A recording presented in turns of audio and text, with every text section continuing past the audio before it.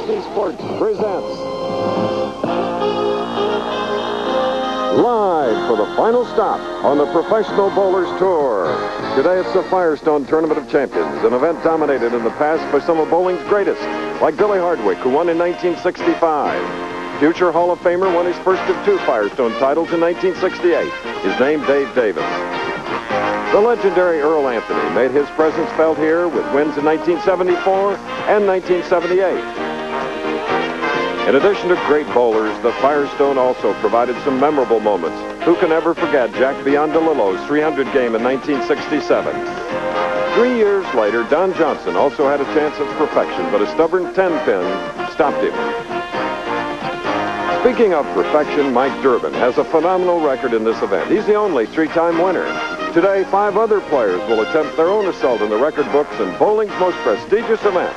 Live action on the Professional Bowlers Tour. Yes, ladies and gentlemen, it's standing room only here at the Riviera Lanes in Fairlawn, a suburb of Akron, Ohio. Starting on Wednesday, 52 winners competed, and after 48 games now, the field is cut down to 5. None of the 5 has won a Firestone championship. 21 titles among them, and we're ready with that first match.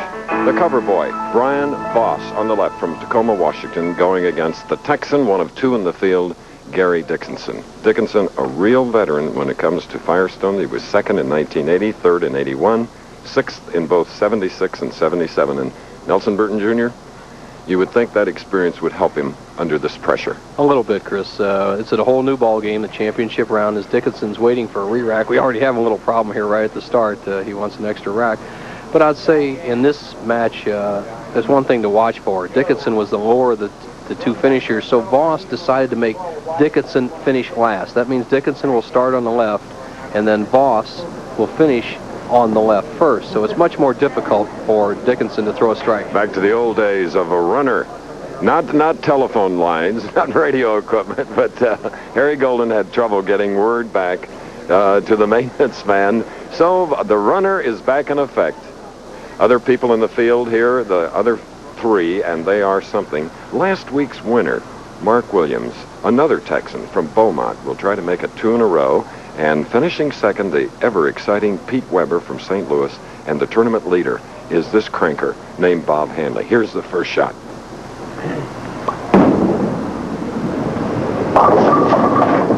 And we have a little 2-8, a sleeper 8, though on the left lane of this championship pair, a tough pair. 27-28, Chris, a very tough pair. It has quite a lot of history to it. We've had the first 300 game ever rolled on ABC championship round by Jack Biondolillo in 1967. But that was almost 20 years ago on a lacquer surface. Today we have a urethane surface which is much tougher to throw strikes on and make spares. And there you have it. Coming up and just missing the 2-8, the man that finished 5th. Open frame. And what we said about the urethane finishing, overreacting on the ball. Dickinson tried to go straight at the 2-8, didn't even come close. You can't really fault him that much on a shot like that. Here.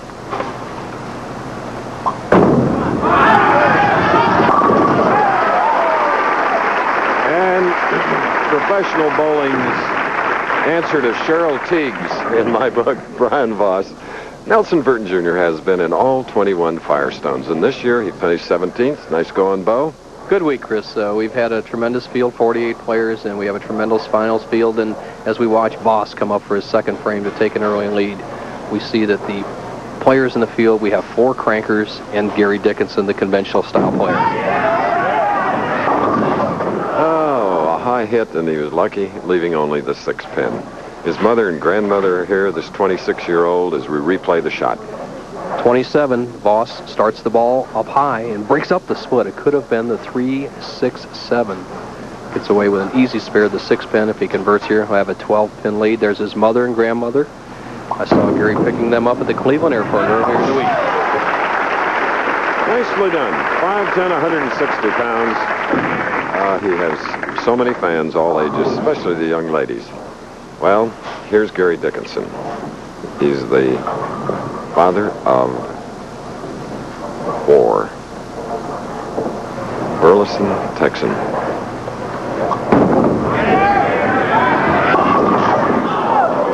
Leaving the 6-10. Gary, as you saw, we hope you saw, and unfortunately for him, opened in the first, and now here he is in the second frame, first match. The advantage on this type of lane condition, Chris, is Dickinson quickly is up with a second ball to shoot the 6-10 spare, is that the bowlers that hook the ball out like the lane's hooking. Dickinson with that two-fingered shot on the spare. All right, the 6'4" Gary Dickinson. Here's a profile replay of him.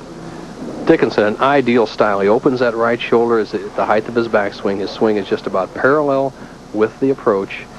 Watch this pivot step as he drives on through and makes a real good shot. See that deep inside trajectory for the 6-10 conversion.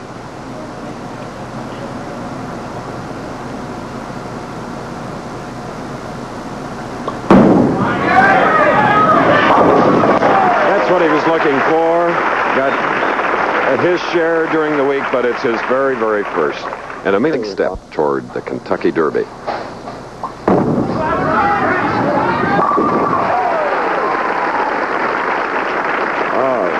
The man is putting on a show. Strike a spare, and now strike in the third. Voss, much shorter than Gary Dickinson, has a really nice style. Notice how he doesn't open his shoulder quite as much. He has the same high backswing or shoulder level backswing, and watch how he drives through with that foot. He's playing that deep inside line. As you can see, his sliding foot almost in the left channel. He looks very sharp out there, very confident, Chris. The All-Army champion for 2 years.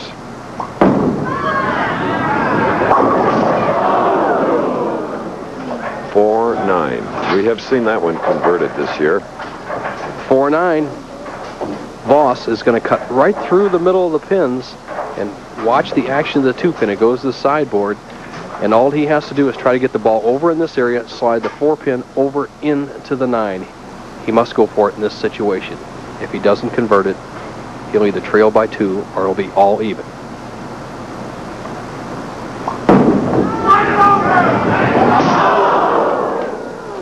He wanted that one badly. So, in this very close match between Brian Voss and Gary Dickinson, we're going to take a break for a commercial message. Then we'll be back. Gary Dickinson of Burleson, Texas, in our first match leads by 2. Now shooting in the fourth frame, his opponent is Brian Voss. Dickinson, the fingertip grip, has only been around the pocket once. That was in the third frame.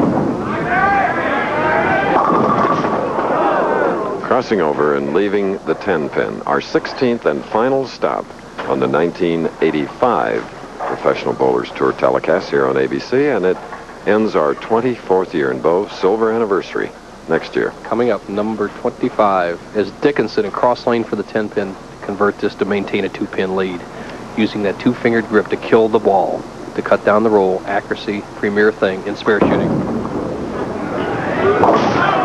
We said we had 2 Texans in the field, and when you hear the answer to the question we asked Gary earlier, you'll see why. We asked him why he was able to make the final 5 today. Listen.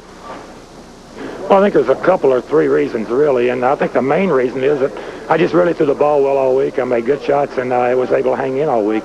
And the second reason is that I've been coming here for 13 years, and I know the lanes, and I can make adjustments on some of the lanes where some of the other players can't.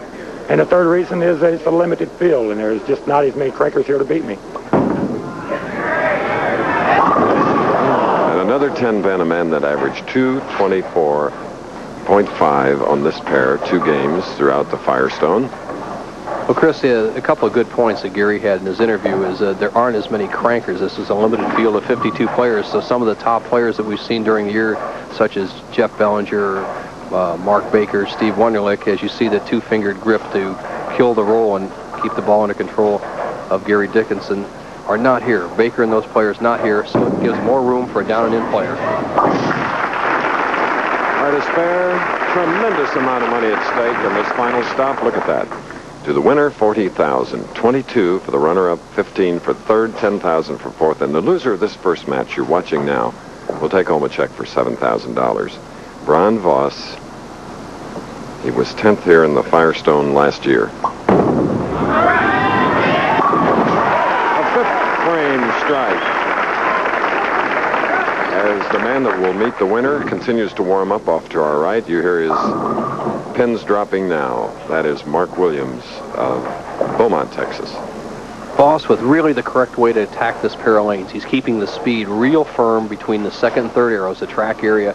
Keep that speed up when the lanes hook as much as they are right now. It's very important to keep the extension, the good follow through, and the big speed. He needs this strike to take the lead. And down at the line on that knee, hoping and praying for the double. Contemporary player Brian Voss. You see the steady head of eyes on his target. Now watch his arm swing inside out. Now watch that wrist rotate around the ball, that counterclockwise wrist action that gives the big hook, the sharp snap, and just an excellent shot. Dickinson with only one strike, now shooting in the 6th frame. That one way outside, leaving the 1-2.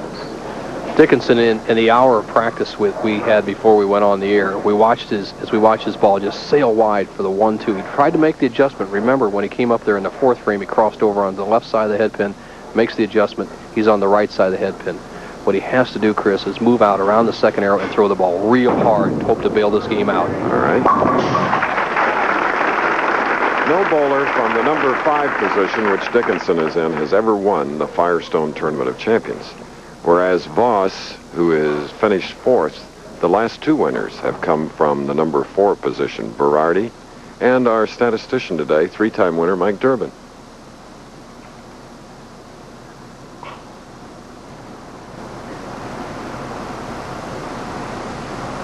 Dickinson, the only man of the 5-man field to win a major title. He has won the U.S. Open. He won that in 1983. All right. Much sought after strike. We're running behind our allotted time schedule. We're going to leave live action, but believe me, I'll bring you up to date the minute we return. Gary Dickinson of Texas, who is trailing with a strike up in the 7th, shooting in the 8th frame. While we were away, Voss added to his string of strikes. He struck in the 7th and 8th. Well, here we now have a 4-6-7. Dickinson in a critical shot early in the match, 7th frame. He comes up. He needs this strike to stay pace with Voss, even stay in the match. Cuts right through the middle. He's had a lot of trouble with the right-hand lane. Leaves the 4-6-7. The only thing he can do is throw real hard at it and try to bounce one of them out of the pit. He's going for the 4-7. All right. From Burleson, Texas, he and his wife, Helene, have an interesting hobby, that of raising quarter horses. And the proudest arrival is the little filly, the foal, on the left. Unnamed, but the mom, the mare, her name is Lady. He's carrying that photograph, Bo, as a good luck charm. He better start rubbing on the good luck charm and put some horseshoes on that colt right now, because 43 pins, he's been struggling all the way through, and Voss is red hot. So he finally gets it, but his opponent has 4 in a row, Brian Voss. Chris, the championship pair here is basically 10 feet of oil or conditioner applied by the PBA down to around this area. Then it's carried down or dragged down to the 30-foot mark on the lane, and then the last 30 feet are all dry, and that's what gives the player the biggest problem, that 30 feet of dry area down the backside of the lane. Voss was playing somewhere between the second and third arrows with a real hard speed. What Dickinson is doing is playing around the third arrow, trying to go straight. By far, the way Voss is playing the lanes is the better of the two. And the string of 4 has ended with an awful-looking situation. 60 feet away, the 4-6-7-9. We said the last 30 feet are dry, and you see it. The ball looks like it's in good shape, where it's going to end up in the pocket for Voss, and cuts right through the middle. He looks at the telescore to see if he should go for this, try to get 9 out, or just shoot for the 8. He's going for the 8-pin count to maintain his lead. All right, this is a tough championship pair, and perhaps it should be, because this is the prestigious Firestone Tournament of Champions, last of the Triple Crown. Mike Albee winning the PBA National, and Marshall Holman winning the United States Open. For Voss, that open frame in the 9th frame gave him the possibility of losing this match. He must mark here in the 10th and get a 6-pin count to shut out Gary Dickinson. A mark and 6.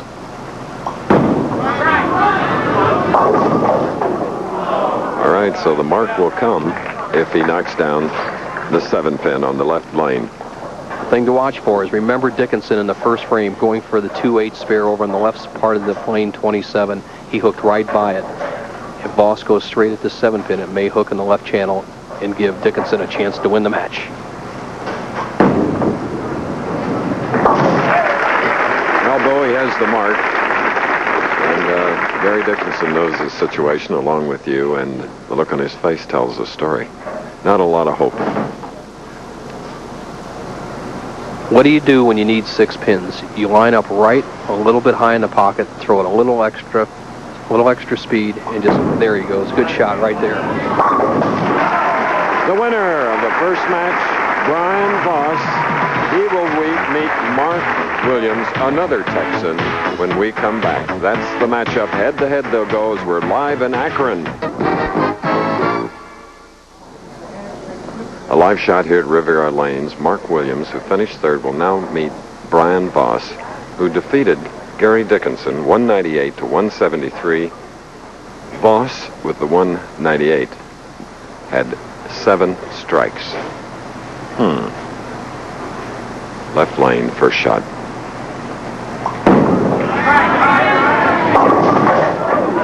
Oh, got away with it. One of the better high-hit strikes, Bo. Right, Chris. Watch the action of the 2-pin, the second pin on the left-hand part of your screen. It goes to the sideboard. It takes out the 4-7. And look at the action of the 6-pin taking out the 10. A good break for Voss to start the match. What a difference it makes when you're loosened up and you've already had 1 win under your belt. And there's the man that won the Pat Boone Open in Windsor Locks, Connecticut last week. And he has been tough all week here, finishing third. As you see, our head-to-head step-ladder approach. Pete Weber, that's right, Dick Weber's son, a really exciting bowler, 22 years old. And then one of my favorite bowlers, Bob Handley. Hookin' Bob Handley is the tournament leader. Those are the type of players that really have the right shot for the championship pair. A lot of power, a lot of speed. So a lot of good action still coming. Williams for a double. After 198 to 173. The bowlers are perfect. Voss with 1 and his opponent Mark Williams, Beaumont, Texas, with a double. Voss back up. He was born in Portland, Maine, went to high school in Bismarck, North Dakota, but lived a long time. His dad was in the Air Force, so he was all over the world. He himself was in the Army for 4 years. Grandma on the left and Mom on the right. Brian learned to do most of his good bowling in Anchorage, Alaska, where his father owned a 12-lane bowling center besides being in the service, and right now lives in Tacoma, Washington, one of the great young stars coming up on the tour. All right, Brian Voss, who won that first match. Earlier we talked to him about why he's making a promotional visit next week to the WIBC tournament in Toledo. Well, the city of Bismarck, North Dakota, where I graduated high school, was attempting to host the '88 Women's Nationals. And they wanted to use myself to do a little bit of promoting for them. There's approximately 40,000 women in this tournament, and my hand will be a little sore from autographing next week. And the cover boy has left a 10-pin on the left lane, Brian Voss. Oh, look out, Toledo ladies. Here comes Brian Voss.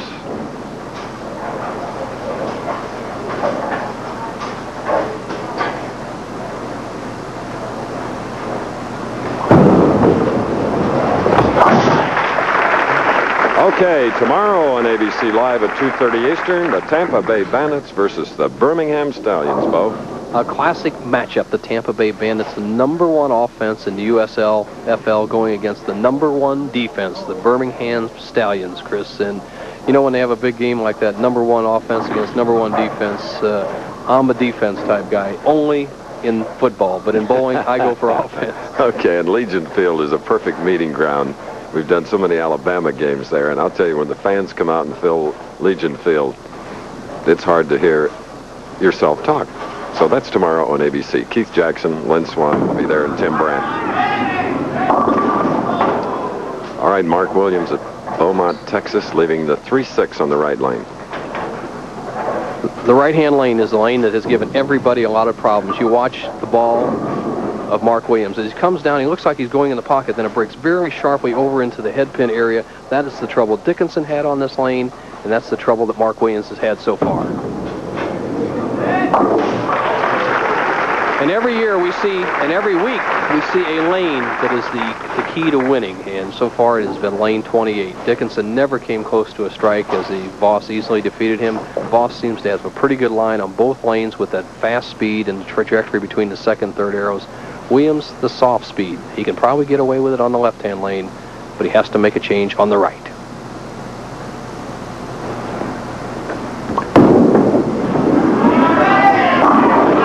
The man is making his 4th appearance on our weekly telecast here on ABC, Mark Williams, and it's a very close match as you see. We'll be back after this. 5 and a top prize of $25,000 beckon the winner of the Firestone. A tall, lanky left-hander from Atlanta, Dave Davis, won to become only one of 2 bowlers to win the event more than once. You know, seeing curly-haired Rick Mears on that last commercial, right here on ABC, another edition of the Indianapolis 500 near the end of May. Here's another curly-haired fellow, Brian Voss, and I was just reminded that a curly-haired fellow won last year. Today's our statistician, Mike Durbin. Well, a 10-pin. Hard to believe after such a beautifully delivered stroke and shot. But here is the replay of it. Going down, and there's that 1-3 pocket, and you just wonder why the 10 didn't go as well. Cross lane now. You'll have to be careful. Very well done. All right. Hey, Brian Voss, this capacity crowd here. It's a much sought after ticket, I can't tell you. Because it's this time of the year when you find you have a lot of friends that want to come to the event. You're right, Chris. Voss has been around the pocket. Match, it's all even. The key is for Voss to stay in the pocket and see if Williams can conquer the right lane. So now he'll have to try to cover a 4-pin on the left lane. Real competitor. Talks to himself. Gets his fist working for him. Great comer. Highest finish this year was 3rd in the Light Classic, 3rd to Pete Weber.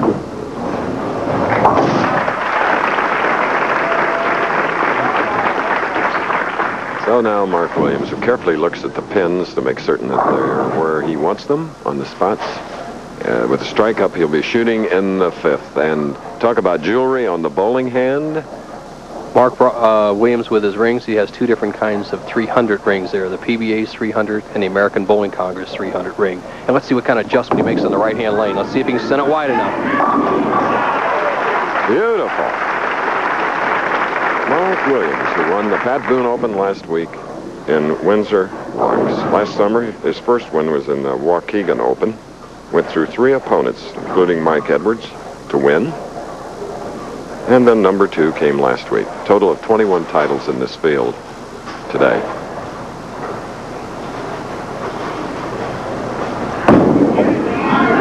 Gary. Wearing the wireless RF microphone to get his reaction.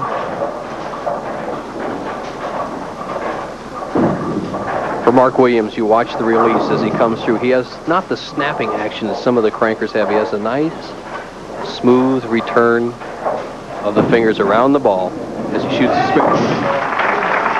With his bowling ball, he has won $55,640 this year. And Carol is happy about that, the little nurse from Beaumont. Brian Voss, 6th frame, trails by 10 pins, has a spare up.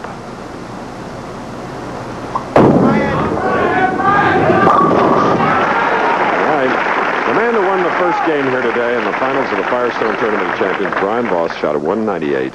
Gary Dickinson, a 173. $7,000 for Gary, but Voss and Williams and Pete Weber and Bob Handley still are alive at the $40,000 first prize right here this afternoon. Live coverage from Riviera lanes. Voss a strike to even the match. Left to 6 pin. The championship pair, Chris, as we said, the left-hand lane is the one that holds, but it doesn't hold as well as he wants it. The player wants the ball to set right in here, but what happens with that sharp turn he has on the ball, it breaks over to the left side of the head pin, avoids the split, and leaves just a 6. Okay, with that spare, Voss and Williams. Voss trailing by 10, leaving live action now as we're running behind, was trailing by 10. But while we were gone, Mark Williams of Beaumont, Texas, came up with a double in the 7th and 8th frames. Now with a spare up shooting in the 8th, Brian Voss. A high hit in the 6-10. Things looking bleak for the man that won the first game over Gary Dickinson, 198 to 173. Voss in the last 2 frames, really only the only 2 bad shots he's thrown in the match. He went high in the 7th frame, higher again in the 8th frame. Mark Williams, who's red hot going for 2 in a row, in the driver's seat. Been a grueling week, exhausting week though.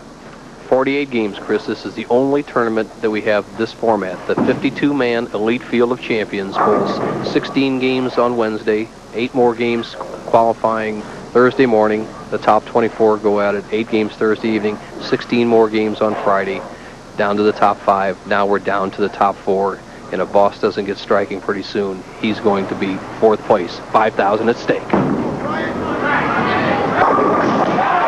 right, Brian Voss hanging in there.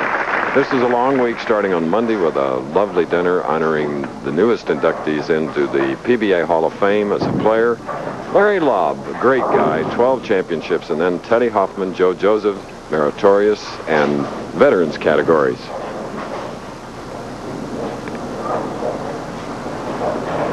Mark Williams for a 32-pin lead. Oh, no. You heard him say, oh, no. But, oh, yes, the 2-8-10 are standing.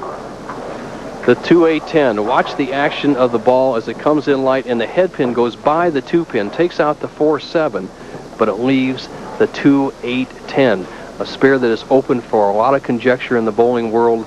The pros can switch to left-handed if they want to shoot it that way. Williams is going to try to slide it over. All right.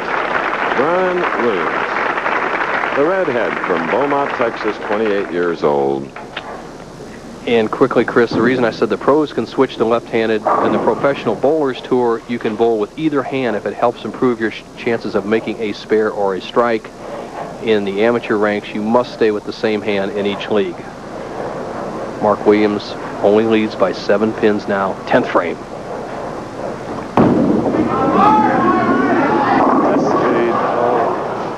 And this is followed by a 3-10 on the left lane. Rolling along with that double and then disaster.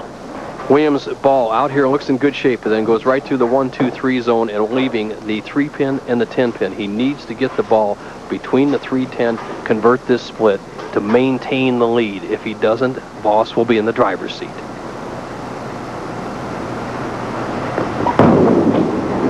Make it. There you are. There's a tip for all of you, just how to convert that split.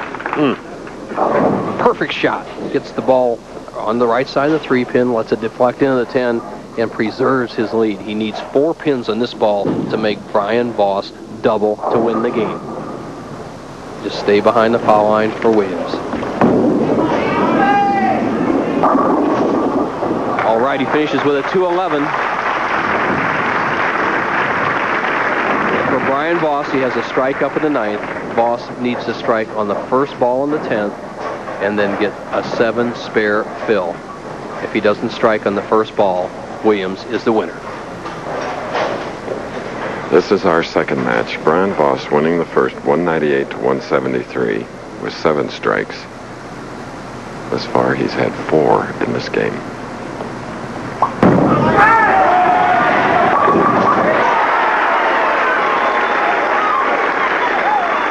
Tension relieved, not only by Brian, but his mother and grandmother, who are just behind him, and there you see That sad look on the face of his opponent, Mark Williams. As he grabs a hold of the rosin bag, I have never seen Voss throw any better shot in a clutch situation, but he still has a little job in front of him. He must get at least 7 and a spare.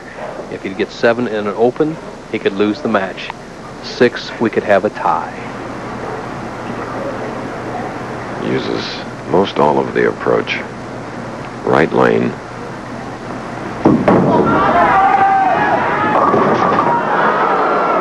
Lofting that ball. Oh. You saw him grab the rosin bag. It's very warm here in Akron today, about 85 degrees, and it's somewhat warm in here as you see him bounce the ball. It slides by the head pin, and the situation for Voss is this. He must convert this spare for a 1-pin victory. If he only gets 2 of the pins, we have a tie and a 2-frame roll-off. And Voss is going to back for the rosin again. Okay. The murmurs through this capacity crowd now subsiding. Let's watch.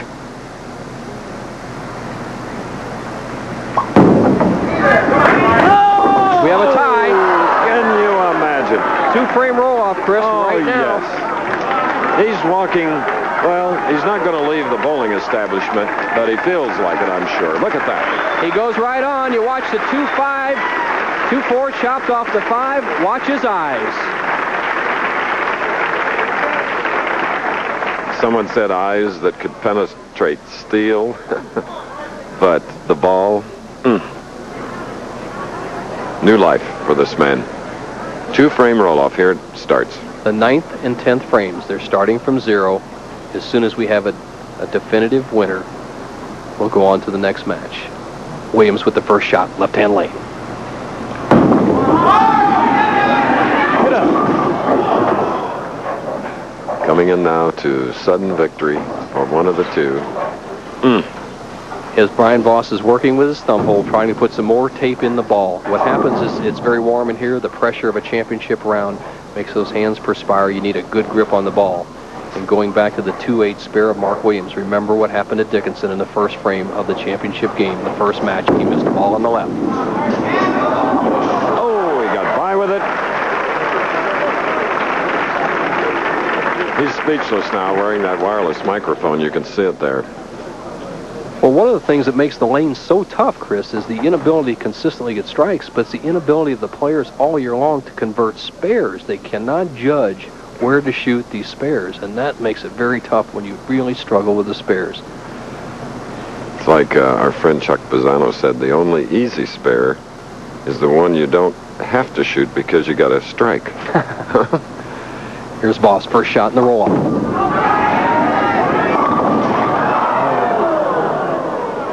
Crowd tells you the story, and that's how he feels. 6, 7, 10.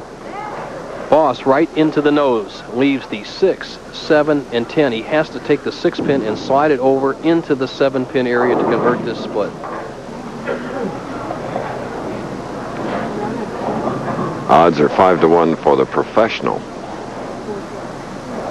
Has to go for it.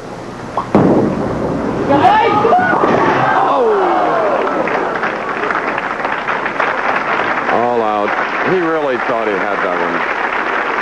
Watch this reaction.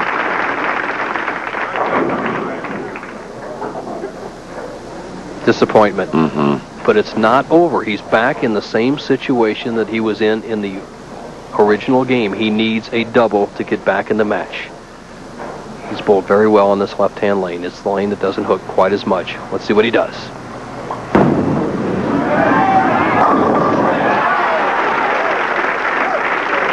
Doesn't matter as long as you get him. A Brooklyn strike for the man from Tacoma, Washington. We watched Joe Berardi march to the title 2 years ago with a series of Brooklyns, and here Voss takes advantage of the first one we've had today. He needs this strike to put the pressure on Williams. We're in a tiebreaker of the second match. Trails by 11, could cut the lead to 1 pin.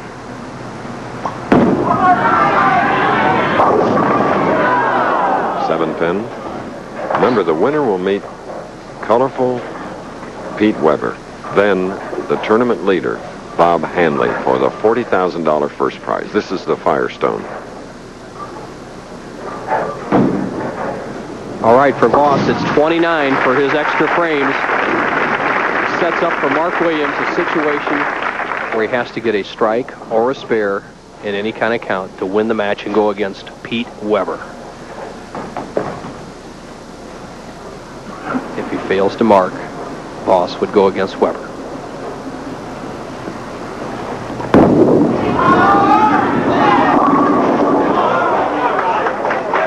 Well, the 3-pin is there, and he's got to knock it down. That's it. Has to knock over the single pin spare. What a good break he got. He went high. He had the 3-10 baby split standing momentarily. The 6-pin knocked out the 10. The job for Mark Williams is knock over this pin, and he will go against Pete Weber.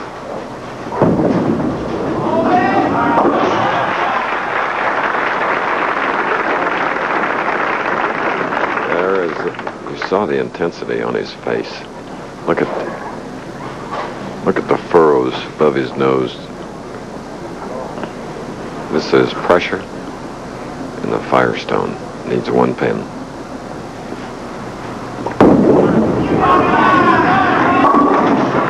All right, gets 9 in a roll-off against Brian Voss. Williams wins 38-29. They tied at 2-11. Weber next.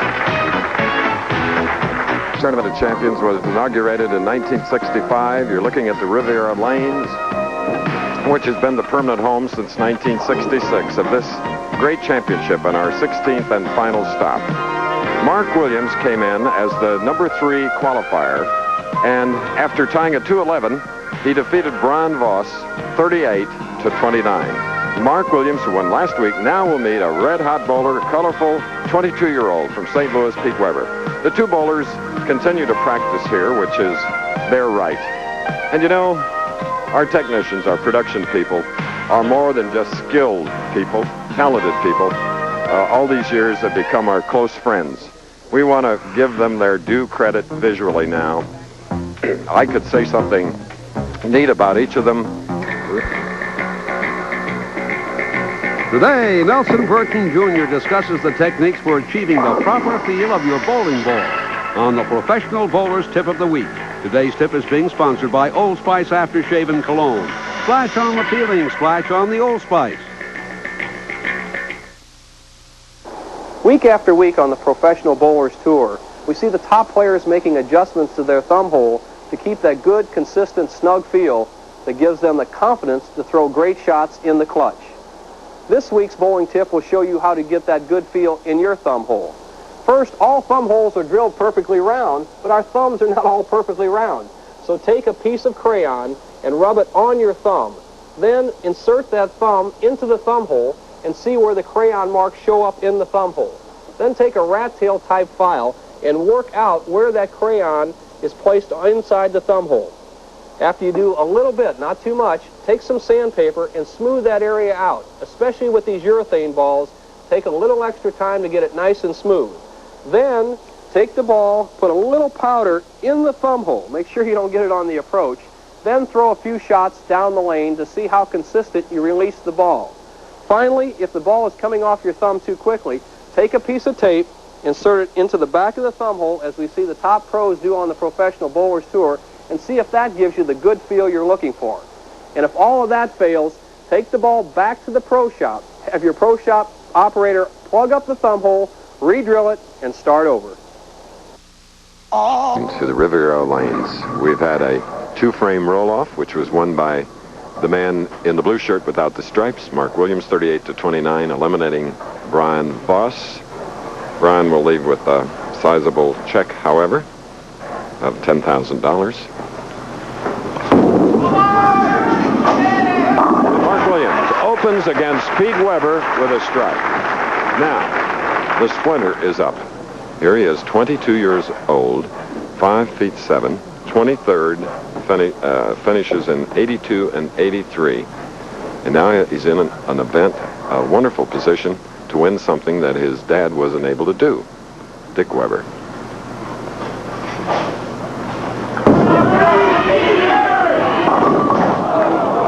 Hit, leaving the 3-6-10. Pete Weber, as you look at his dad, who led this tournament in 1965 and in 1966. He lost to Billy Hardwick in 1965, and he lost to Wayne Zahn in 1966. watching with his daughter-in-law Dee Dee, hoping that Pete can get it together for the Weber family today. And Pete marks to the spare. He has 6 titles. His dad has 27 PBA titles and a lot of other awards. You see Pete with that high backswing where he gets all that momentum as he drives down through with that cranker-type shot that he has. He has a good pivot step and a great wrist action rotation. Look at the deep inside line he's playing, almost sliding in the left channel. Now he has 2 wins already this year. The Showboat, the Invitational there, then the Light Classic in Miami.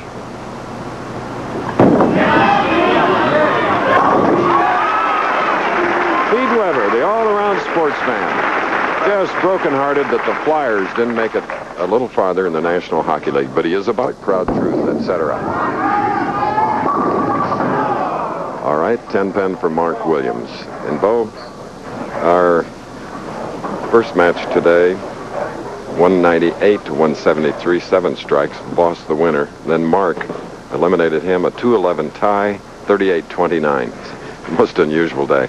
Great championship record for Mark Williams, 11-3, and he was 17-17 in a 17-7 in the 24-man finals this week. A great record. Percentage-wise, about as good as any, right? Agreed. The heads-up matches are so important on a Pro Bowlers Tour, but even more important in a championship round. And Mark Williams has qualified third 4 times in a championship round and has bowled for the title every one of those times. So if history repeats itself, he will win this match. Gary, talking to the shot, Mark Williams, as his wife Carol, who is a nurse in Beaumont, Texas. I tell you, if you were ill and just looking at her would make you well. Pete Weber, let's see how much the heat affects him with that high backswing. And remember that Pete occasionally drops the ball when he gets his hand too much perspiration. We saw him do it in Vegas. Saw him do it in Garden City a couple of years ago. Let's see if it bothers his game today.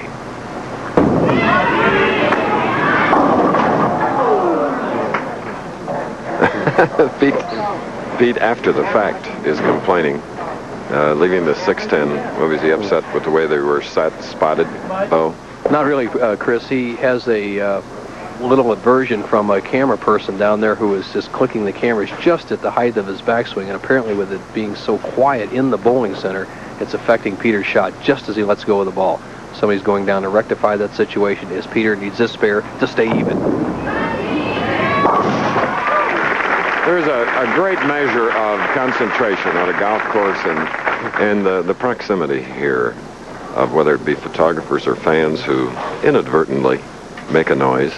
It really gets to their thinking, their mental capacity. And after a tough 48 games, that's probably the most taxed portion of the body, the mental stress.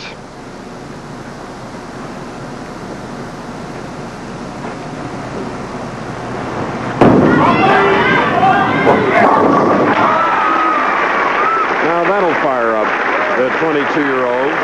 6 years of pro, 6 titles, going against Mark Williams. We're going to have to leave live action running way behind our allotted time, but I'll bring you up to date after this. Up in the third, Mark Williams trying for this trophy, and the $40,000 first prize has doubled. Strikes in the third, and now in the 4th frame. 4th frame just happening as he is going against Dick Weber's son, Pete. This is the semifinal match. The winner will go into the final where they will be rolling for $62,000. 40 to the winner, 22 to the runner-up.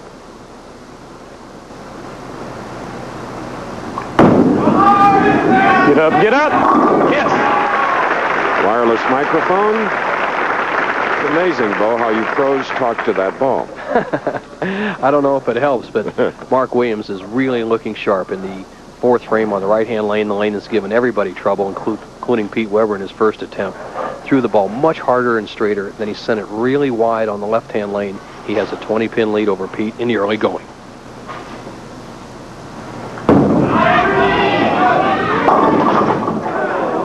Pete Weber leaving the 610, 1 of 8 to go over $100,000 last year. He lets his feelings be known, lets it all hang out. He has from day one, and the cameramen are still bothering Pete, and he should voice an opinion and an objection. I don't think it's a movement, Chris. It's just the clicking noise. It's so quiet in here, you can really hear it. Weber for the spare. But he cannot let it get to his concentration. That'd be the first thing I know his dad would tell him. There he is, 22 years old, and if he could go all the way today, he's third, third in the money list this year. He would be the money leader, $88,860. Regardless of what happens today for Peter, he told me he and his wife Dee Dee are taking off for a 2-week vacation to Hawaii, starting on Tuesday. Well deserved, as his daddy looks on, a bit perturbed at the action. All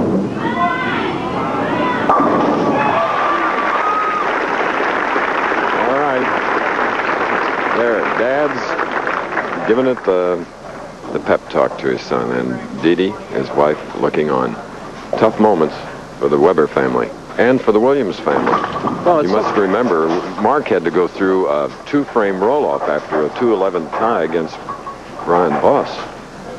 One of the real nice guys in the Pro Bowlers Tour has taken all 3 of his re-racks, and Mark Williams looking for a 4th re-rack.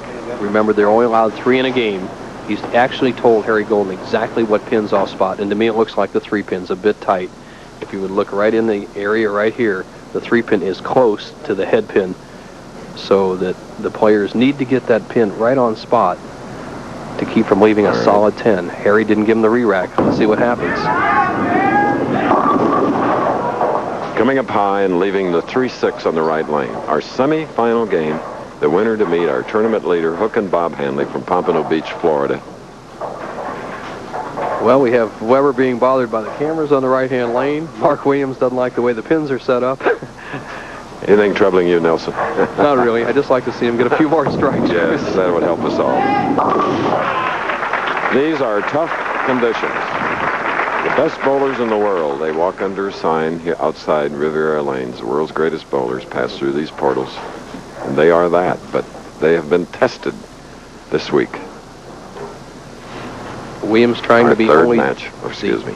Chris, Williams trying to be only the 5th player in PBA history to win this tournament in his first attempt. Hardwick did it in '65, Stepanich '67, Berlin in '77, and Marshall Holman in 1976. We again have to leave live action. We are in the semifinal match with Weber trailing by 18. He'll have a strike up. He'll be shooting in the 7th. I'll keep you up to date. The Firestone Tournament of Champions in the semifinal game. Pete Weber on the right lane. Left the 2-pin, marked with a spare, and then in the 8th frame, and very importantly, came up with a strike. Now, Williams shooting in the 8th with a strike working.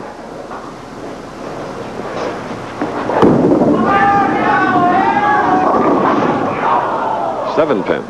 Boy, he really wanted that one. That would have put Weber on the ropes. Mark Williams has made an adjustment on the right-hand lane. He's the only player to be close on this lane all day long, and what he has done, Chris, is he's using one brand new bowling ball that's never been rolled, and it's all shiny, so it doesn't hook very much on the right-hand lane. He's using the ball that he won the tournament last week in Hartford with on the left-hand lane. Right, and his opponent, Pete Weber, at the advice of his dad yesterday, came up with a shiny bowling ball to work a little better on the conditions here. So the choice of bowling balls, Nelson, got to have the proper equipment, right? Very important, Chris.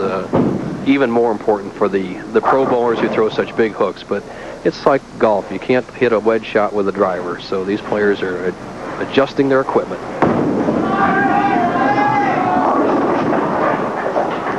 Then there's the 2, 4, 8.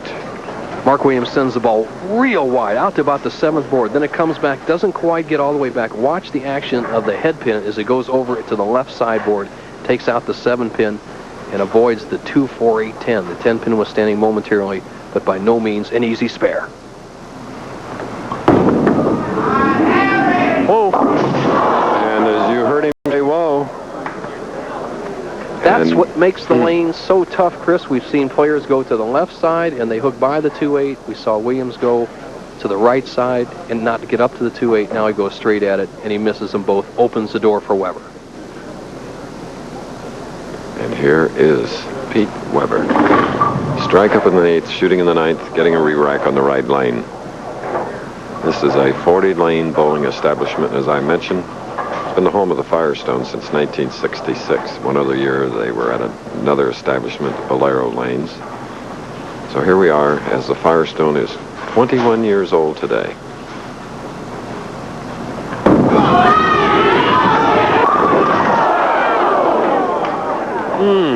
Gave it everything he had. The great shot right there where he could have taken the lead.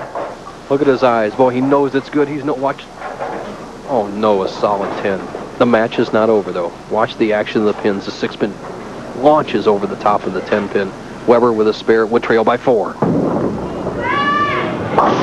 right. And the Weber name, whether it be Dick or Pete, has been in all 21 Firestone Tournaments of Champions.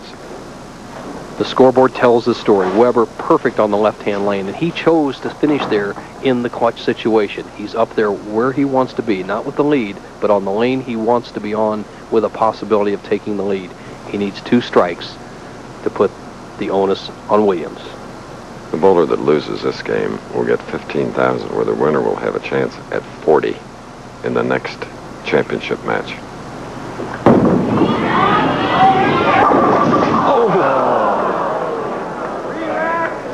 And again, on the left lane, we see a 4-9. Weber thought he had it. We've seen the 4-9 popping up all year long. Remember down at the Quaker State, where we had a possibility of winning a tournament with the 4-9. The big difference, we've had that twice today. Weber has to try to make it. It's close. And he does! He gave one quick look at his dad. Precision. 4-9 converted. Perfect shot. Weber slides the 4 into the 9. This is what Mark Edwards couldn't do against Mike Durbin at the Quaker State. We saw Jim Miller do it at the King Louis. It has kept Weber's hopes alive.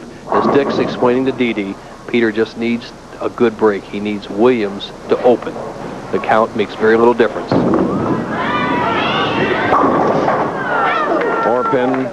And 22-year-old Pete Weber shot a 197 in the semifinal game.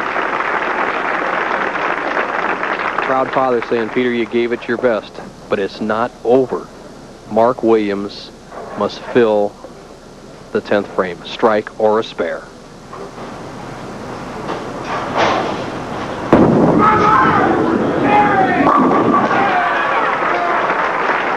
Mark Williams of Beaumont, Texas, east of Houston, winner last week of the Pat Boone Open, needs 4 pins to go into the championship match against Bob Handley. 4 pins on 2 balls. An easy task for a pro. Just stay behind the foul line. That's it. It's going to be Williams and Handley for $40,000. Okay, and for Pete Weber, it's $15,000 check. This is the Firestone Tournament of Champions. We'll return for live coverage of the championship match, Handley and Williams, after this.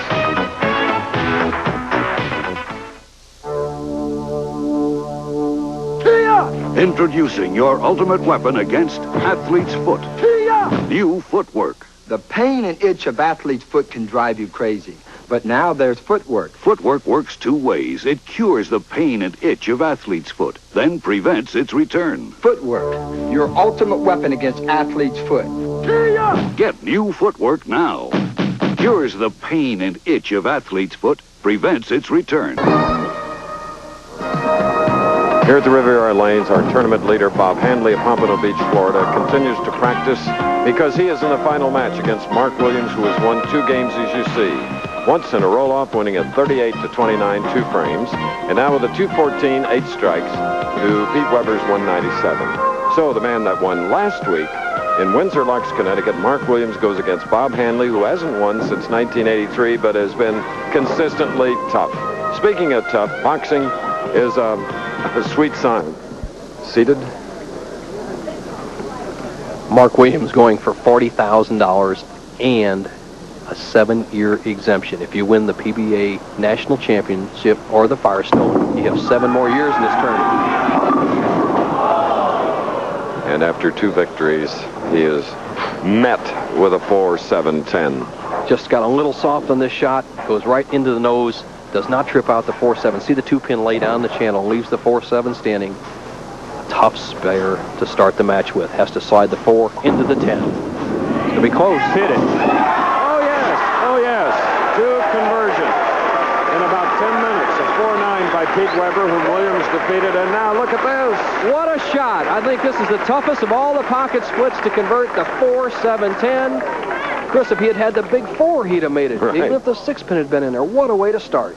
And remember, for Williams, it's his first Firestone ever. Here is Bob Handley, who was 5th in 1983. Stalker has his shot slide by, leaving the 2-5. Bob Handley, a history teacher who gave up school teaching and coaching junior football, and for a shot at the Pro Bowlers Tour, 32 years old, has been a wise decision. Handley, one of the premier stars in professional bowling today, was the tournament pick by the consensus of the Akron Beacon Journal. Danny Tom, the writer, to lead this tournament, and the writers knew what they were talking about. And there's that error that, well, we've had a few of those today, but throughout the year we've had some glaring errors. The 2-5 combination, Chris, has been the toughest all year long. We see the bowler going by the 2-pin. If he goes at it, he hooks to the left of it. We saw Dickinson start off the day with an omnis 2-8 conversion. He missed both of them. Here, Handley doesn't make it up to the 2-pin. $18,000 difference, winning or losing. We just want to be the best. Today, Canada's forests are threatened by disease, insects, fire. Their future depends on how we manage them today. Will the trees be there when we need them? Protection, replanting, more efficient use of our forests will assure their future. For information on our forests, contact Canadian Forestry Service, Ottawa, K1A OH3.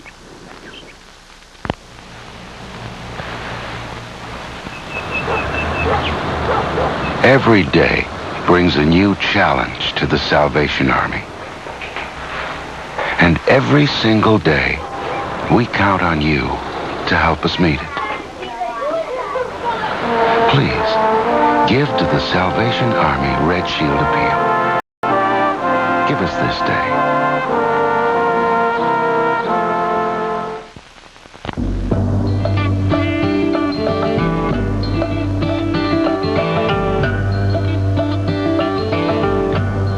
I'm Bruce Coburn.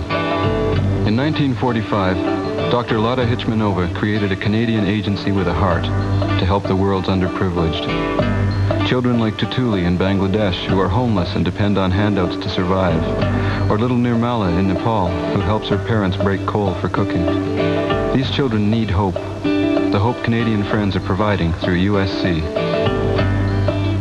$50 loans help small producers earn extra income so their children can attend school. USC support provides irrigation so barren land becomes green. Friendship from Canada makes young hands productive. The USC believes their future depends on creating opportunities today. Help continue Dr. Lotta's dream through the USC, 56 Spark Street, Ottawa. Enjoy the misadventures of Abbott and Costello weekday mornings at 9:30 here on your channel for Chuckles, TV 9. Carol Burnett and Friends, starring Carol Burnett, with Harvey Korman, Vicki Lawrence, Lyle Waggoner, and her guests, Jack Guilford and Ruth Buzzy.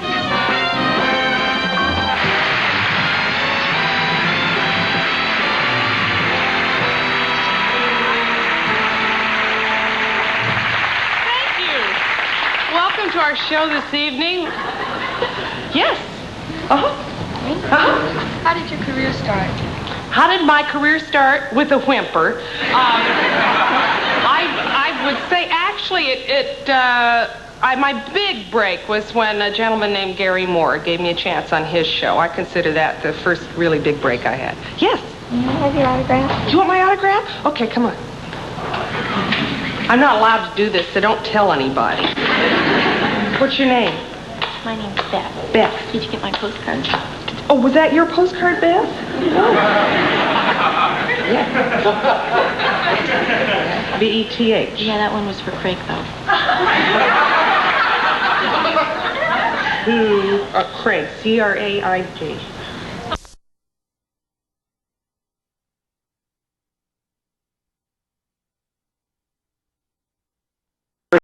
coming to an end after this championship match, and there's still a big event happening here on these lanes tonight.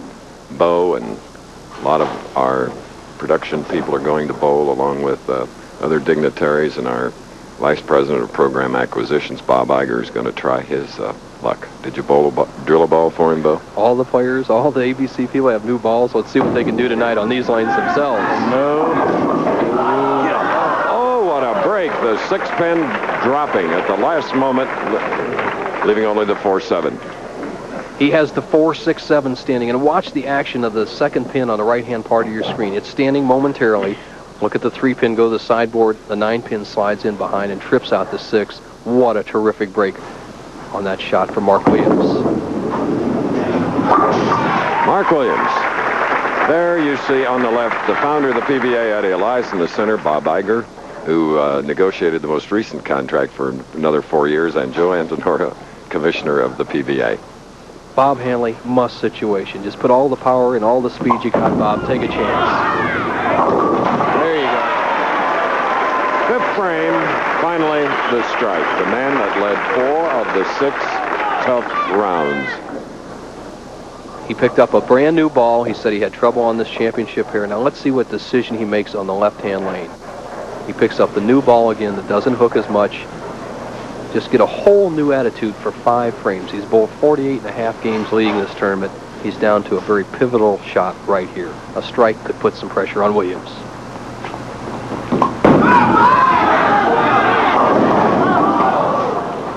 Left to 2-4-5. A man that's won 2 games coming into this match, Mark Williams, and the tournament leader.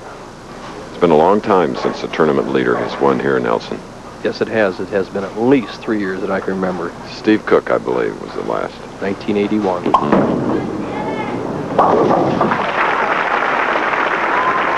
Former history teacher, graduate of Kansas State University, Bob Handley. And a man that was going to give up the tour, Mark Williams. A little perseverance and encouragement from his backers, and here he is, leading by 40. And he's changed his arm swing. A nice straight swing. He used to have a big loop in his swing. Yes, sir, yeah. 10-pin. One other note of Akron interest, Chris, while we were talking about the people that went into the Firestone, veteran Tommy Hudson, 10-time PBA champion, retired this week, announced his retirement, and bought a new bowling center here in Akron, North Plains in Akron. We wish Tommy and his wife Barbara the best. I'm sure they'll be out to a lot of tournaments to watch and cheer on their friends in future years. And look at this. An open frame for the leader in this Firestone Championship match. Here's the 2 styles of the 2 players bowling for the Firestone Tournament of Champions. You have Mark Williams on the right with that low stalking action, shoulder high swing. Here's Handley. Watch how Handley cranks his wrist in that tremendous position straight underneath. Then the drive and lift through. Handley lifts straight through. Williams turns around the ball. Okay. There was a strike that pleased our producer, Magador, Ohio's own Peter Engelhardt. We've had few of them today. We're going to have to bowl through, running way behind, but I'll bring you up to date when we return. Have had a 24-year marriage. Our 16th and final stop on this year's tour, Firestone, and while we were away, sports fans, Bob Handley, the tournament leader in the 7th frame, 2-4-5-8, marked with a spare. He had it again on the left lane, marked with a spare. Can you believe it? On time, yeah. Mark Williams leaving the 4-pin. As unbelievable as it is, Mark Williams does not have this tournament won quite yet. Handley still has a possibility of shooting 178. If Williams just gets one more open, he'll be down in the 170s. So it's not over yet. It's match game play. We know the players are struggling, but still $40,000 at stake. Bo, if there's one consolation on what's happened out here today with these tough conditions is the fact that a lot of amateur league bowlers will think they're really terrific, right? Well, we have 2,900 members in the PBA right now, and I'm sure we're going to get some applications for a bunch more on Monday. Handley still keeping his thoughts together. Williams can't count his money yet. He must fill these frames to keep the pressure off of him in the 10. Got trouble right there. 10 went out at the last minute, so... Well, where's this ball going? Let's watch. Just hooking wildly down there. He leaves a very unusual spare, the 3-9. No longer can much be said about it, Chris. Just basically almost impossible lane conditions. There's an interesting two-shot. One lady on the left spot ready to receive $40,000, handed to her by a disconsolate fellow right there in front of her, Bob Handley. But if Williams can't make the spare, it's not over.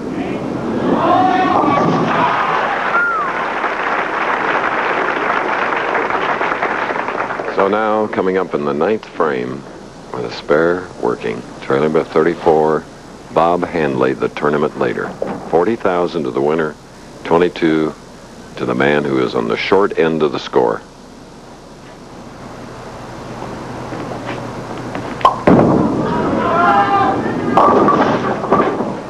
Two, 4, 5. It's plaguing poor Bob. Handley missed a 2-5 earlier in the match, but he's getting so much practice at it right now that he's got it down pat. He's converted the last 3 frames, the 2-5 combination, one more time.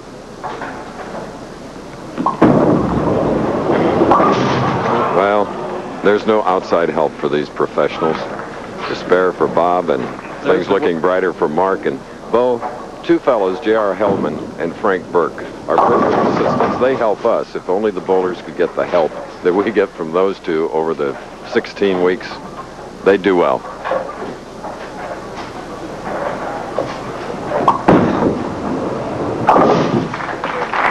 All right. All right. We're going to take a break to hear from our sponsor, then the final score. The Professional Bowlers Tour. Hey, Bob. Bob. Sorry. The Firestone Tire and Rubber Company with a $40,000 check for Mark Williams. Mark, the happy winner of the Firestone Tournament of Champions, Chris. All right. My condolences to Bob Handley, a great champion. My congratulations to you, Mark, and to you, Carol. Thank you. 2 weeks in a row. Jim Thomas is Executive Vice President of the Firestone Tire and Rubber Company. 2 spoils of victory. Jim, quickly. Mark, congratulations on a great win. From all the folks here at the Firestone Tire and Rubber Company, $40,000, left-handed. Chris, here's the mic. And that silver trophy. All right, ladies and gentlemen, our Firestone Tournament of Champions winner is Mark Williams. Stay tuned for ABC's Wide World of Sports. Olympic gold medalist and the Florida Derby winner, Proud Tooth, and the Wood Memorial live, both events. Travel arrangements made through a promotional fee paid by United Airlines. United flies more people to Hawaii than any other airline. Nobody knows Hawaii like United. This has been a presentation of ABC Sports. Once again, the winner is Mark Williams. Tomorrow, David Frost here, inviting you to join Anne Bancroft and me for That Was the Week That Was, an outrageously funny look at the week's news. No, Frank, I said topical humor. That Was the Week That Was, tomorrow at 8, 7 Central. Hey, my Orkin Man. Oh, hi, Jason. The ice cream store's not open. I know. I'm here to make sure it's safe from pests. Do they come here for ice cream? Not since I've been coming. But you're my Orkin Man. Well, sure, but I protect lots of places. You'll still come to my house? Every month. Protect what you care about. Call Orkin, America's most trusted termite and pest control. He's my Orkin Man, but you can borrow